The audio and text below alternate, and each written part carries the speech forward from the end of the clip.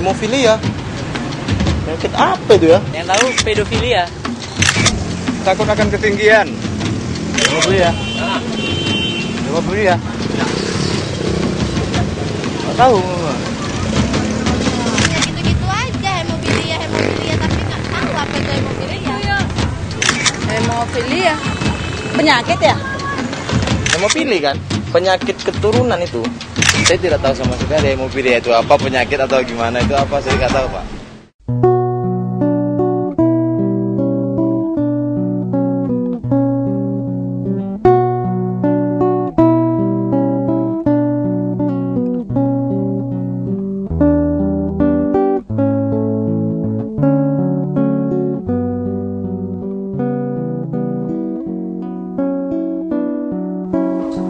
Awalnya aku tuh nggak ngerti tentang hemofili, sama sekali buta tentang hemofili, nggak tahu apa itu hemofili. Memang belum pernah aku temukan di keluargaku yang hemofili.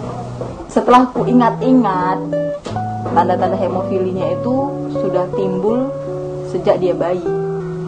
Jadi umur paling kelihatan itu umur 3 bulan, ketika dia sudah belajar bergerak. Mulai kelihatan lebam-lebam kecil-kecil di pipi, di kepala, di lengan gitu kan.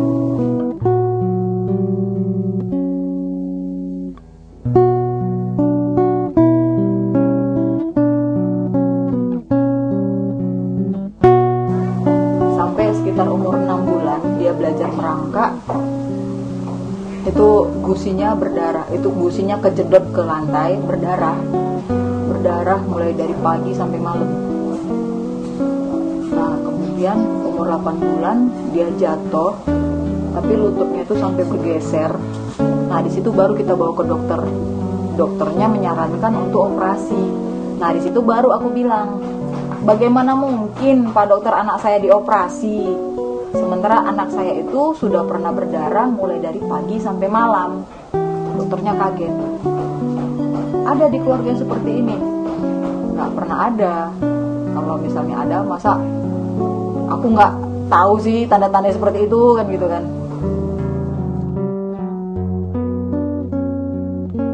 Jadi kalau kami itu kan berobat yang nggak mampu itu pakai surat keterangan tidak mampu.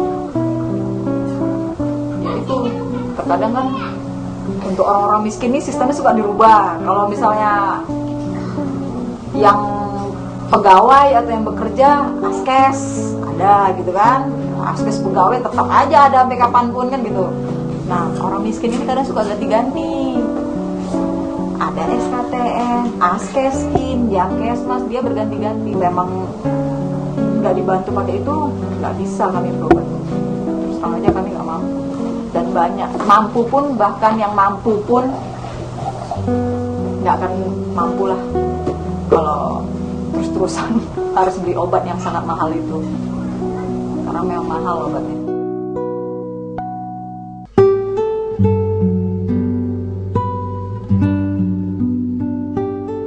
Setelah dites ternyata dia positif walaupun memang sih bedanya dikit aja dari yang normalnya, tapi dia di situ dipositifkan hemofili, dia dikurang di faktor 8-nya.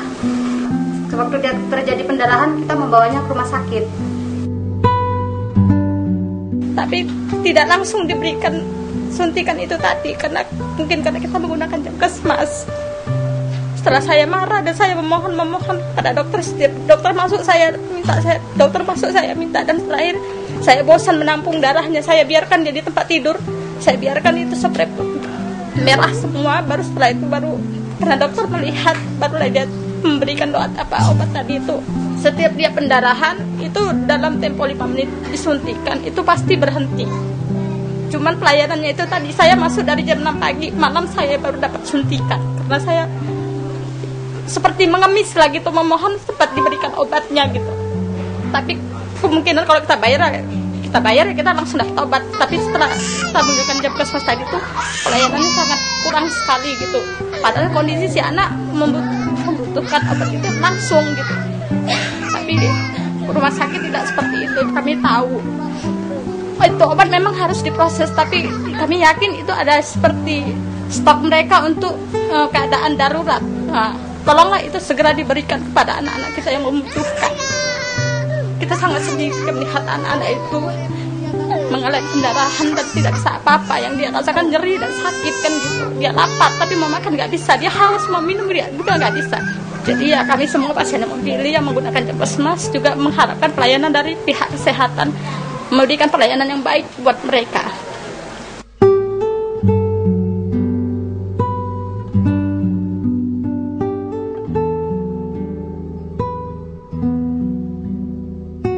Hemofilia adalah suatu penyakit yang definisinya yaitu adalah penyakit hemo artinya darah, filia artinya cinta darah ya. Dalam istilah Indonesia dulu pernah dinyatakan menjadi penyakit cucur darah ya. Jadi penderitanya ini tidak akan berhenti perdarahannya ya kalau tidak diberikan darah ya. Penyebab hemofilia ini biasanya disebabkan oleh kelainan genetik. Penyakit ini bukanlah penyakit menular ya. Pasien-pasien ini sebetulnya bisa terhindar dari gejala-gejala perdarahan apabila secara rutin diberikan faktor 8 atau faktor 9 sehingga penderita-penderita hemofilia ini bisa hidup seperti orang normal biasa.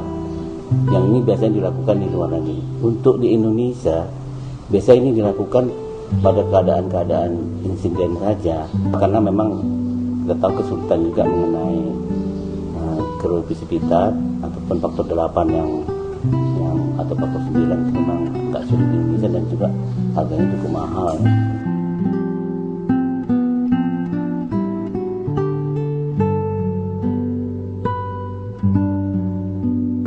Hemofili ini ada yang ringan, ada yang sedang, ya, ada yang berat.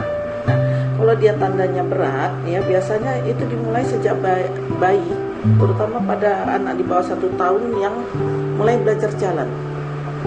Ya, dimulai dengan gambaran klinis yaitu adanya perdarahan spontan pada sendi-sendi, terutama pada sendi lutut. Nah, jadi di sini yang sering kita temukan, ya. Jadi kalau dia berat sering terjadi perdarahan spontan itu. Sedangkan kalau dia yang ringan itu muncul biasanya kalau anak itu mengalami luka. Luka ini lambat benar sembuhnya, terutama pada hemofilia yang paling banyak itu hemofilia A ini, ya luka itu lama berhentinya.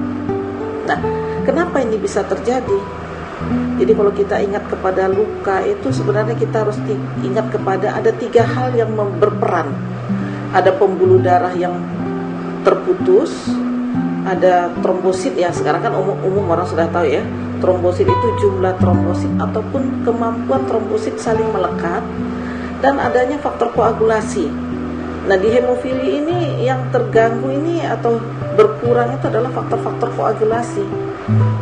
Nah, ini makanya sehingga kalau terjadi luka maka akan terjadi luka yang lama sembuhnya. Jadi kalau dia datangnya gawat darurat, sebaiknya langsung ke IGD karena dia kan gawat darurat. Jangan lagi dia datangnya ke poliklinik, karena kalau poliklinik kan kalau pada jam kerja poliklinik itu nanti mempunyai jalur yang panjang ya.